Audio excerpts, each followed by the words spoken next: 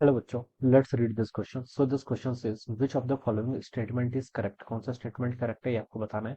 We have given the four options. आपको यहाँ पर फोर ऑप्शंस गिवन है। ऑलराइट, देखिए बच्चों, इस क्वेश्चन का की कॉन्सेप्ट आप क्या लिख सकते हैं।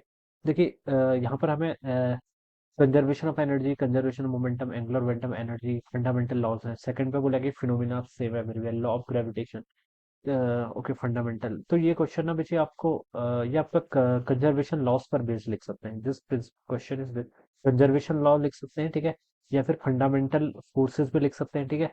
तो ये इस पर आपका बेस्ड क्वेश्चन है, ठीक है। ये सब क्या हो सकते हैं इस क्वेश्चन के आपके की कॉन्सेप्ट हो सकते हैं, ठीक है। Conservation loss, fundamental forces, okay, this will be the key concept of this question. तो देखिए बच्चे, स्टेटमेंट से स्टार्ट करते हैं।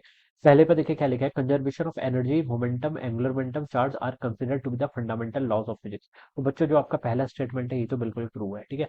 जो आपका कंजर्वेशन ऑफ एनर्जी है, कंजर्वेशन ऑफ मोमेंटम है और एंगुलर मोमेंटम, ठीक है, ये क्या है आपके फंडामेंटल लॉज ऑफ फिजिक्स है, ठीक है। ये देखिए ये क्या होते हैं आपके, दिस आर वैलिड ऑलवेज, ठीक है। कोई लॉ फंडामेंटल कब होती है, ठीक है। कोई लॉ देखिए फंडामेंटल तब होती है, फंडामेंटल लॉ को हम तब बोला जाता है जब इट इज वैलिड ऑलवेज। ये क्या होती है आपकी, वैलिड है ऑलवेज, ठीक है। Regardless of the, valid always regardless of the, क्या लिख सकते हैं, लोकेशन, ठीक है। रिगार्डलेस ऑफ द लोकेशन, ठीक है। रिगार्डलेस ऑफ द लोकेशन, ठीक है।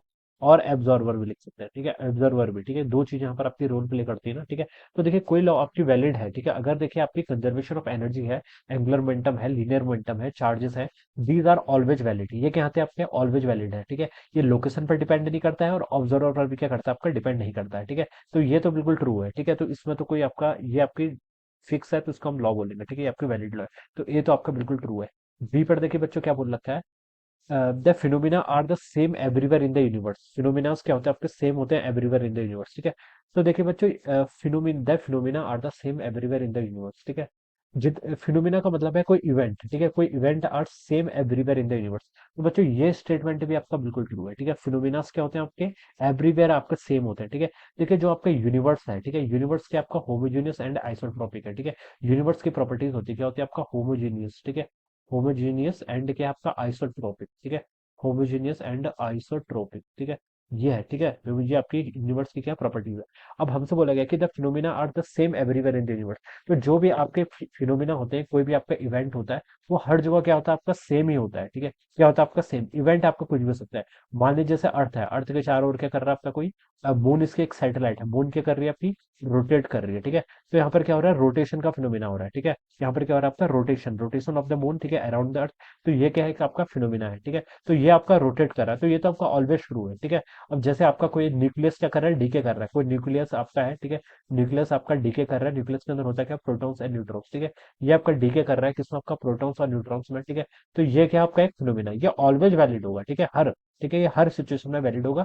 ये आपका होमोजीनियस है, ठीक है। हम क्या बता सकते हैं, हर जगह से हम बता सकते हैं कि ये क्या आपका आपका दिस फिनोमिना इज रनिंग। सो हम बता सकते हैं कि फिनोमिना क्या आपका सेम होगा, ठीक है। तो ये भी आपका देखिए करेक्ट ऑप्शन ही होगा, फिनोमिना आर सेम, यानी कि इवेंट आपका लोकेशन पर क्या करता है, डिपेंड नहीं करता है, ठीक है। जो आपका होमोजेनिटी बताती है, होमोजेनिटी क्या है मतलब, आपका कोई प्रॉपर्टी अगर हर जगह सेम होती है तो उसे हम क्या बोलते हैं, होमोजेनियस बोल देते हैं, ठीक है। सी पर देखिए बच्चों क्या लिखा हुआ है, law of gravitation is different on the moon and on the earth. तो ये तो बिल्कुल इनकरेक्ट है, ठीक है। लॉ है, बेसिकली लॉ हम किसे बोलते हैं, लॉ देखिए किसी भी चीज को लॉ तब बोला जाता है, ठीक है, जब वो क्या होती है आपकी, इंडिपेंडेंट होती है किसी अदर पैरामीटर से, ठीक है। जैसे यहाँ पर हम लॉ ऑफ ग्रेविटेशन बताती थी, force is equal to G times कोई दो मासेस है M1 M2, ठीक है, divided by R is the separation between them. तो उनके बीच में जो ग्रेविटेशन फोर्स होता है वो इतना होता है, G M1 M2 by R square. G क्या है आपका, universal, universal constant. Universal constant इसको इसलिए बोला जाता है क्योंकि किसी अदर पैरामीटर पर डिपेंड ही नहीं करता है, इसकी वैल्यू फिक्स है। 6.67 इंटू 10 to the power -11 के इक्वल फिक्स है इसके, ठीक है, newton metre square by KG का होल स्क्वायर, ठीक है। तो इसकी वैल्यू फिक्स है, इसलिए इसको यूनिवर्सल बोला जाता है, ठीक है। यूनिवर्सल इसके किस लिए बोला जाता है, क्योंकि इसकी वैल्यू क्या आपकी डिपेंड नहीं करती, मीडियम पर डिपेंड नहीं करती है, ठीक है। यहाँ पर बोला law of gravitation is different on the moon and on the earth. तो ये तो रॉन्ग है, ठीक है। लॉ ऑफ ग्रेविटेशन आपकी डिफरेंट हो नहीं सकती, लॉ है तो लॉ तो कभी डिफरेंट नहीं होगी। Acceleration due to gravity small G आपकी डिफरेंट हो सकती है, ठीक है, बट उसकी बात नहीं करिए। तो ये तो आपका रॉन्ग हो जाएगा, ठीक है। डी पर क्या लिखा गया, symmetry of space and time and other abstract symmetry does not play a central role in the modern theory as fundamental forces in nature, ठीक है। तो बच्चों ये स्टेटमेंट भी आपका इनकरेक्ट हो जाएगा, ठीक है। सिमेट्रीज आपका बहुत ही इंपॉर्टेंट रोल क्या करती है, प्ले करती है, ठीक है। सिमेट्री होती है आपकी स्पेस टाइम सिमेट्री का यूज देखिए हम इस थ्योरी ऑफ रिलेटिविटी जब पढ़ते हैं ना, स्पेशल थ्योरी ऑफ रिलेटिविटी या फिर जनरल थ्योरी ऑफ रिलेटिविटी भी पढ़ते हैं, ठीक है। तो वहां पर हम क्या करते हैं, स्पेस टाइम सिमेट्री का क्या करते हैं बच्चों, आपका यूज किया जाता है वहां पर, ठीक है। तो यहाँ पर लिखा है कि it does not play central role. बच्चों ये स्टेटमेंट आपका क्या हो जाएगा, इनकरेक्ट हो जाएगा। ये आपका रोल क्या करता है, प्ले करता है। स्पेस टाइम सिमेट्री आपकी क्या है, बहुत ज्यादा जरूरी है, ठीक है।